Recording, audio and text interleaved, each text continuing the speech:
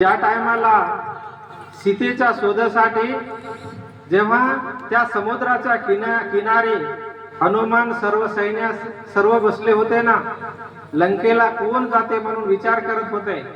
लंकेला कोण जाते सीतेच्या शोधासाठी म्हणून सर्व जेव्हा बसले होते, तर तेव्हा त्याच्यात नळ नीळ जांबवंत सर्व त्यांची श्रीरामाची सेना होती आणि सर्व थक्क बसून होते. जेव्हा त्याच्यात विचार करत बसले की जाते कोण म्हणून म्हणले, तर त्या टायमाला जांबवंतानं निर्णय केला की श्री हनुमान एकलाच उडते, दुसरं कोणी लंकेला कोणी जाऊ शकत नाही समुद्र ओलांडून म्हणून तिथं निश्चय केला.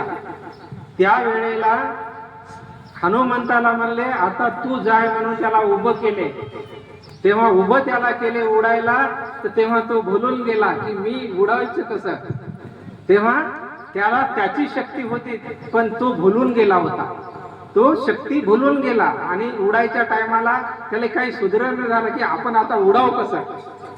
तर तेव्हा त्याला तिथं जे जांबुवंत होता ना, तो सिनियर होता, एक वडील होता, त्यानं त्याला याद करून दिला की तू लहानपणी सूर्याला गिळायला गेला होता असा म्हणून तेव्हा त्याला याद करून दिला, तेव्हा तो उडला.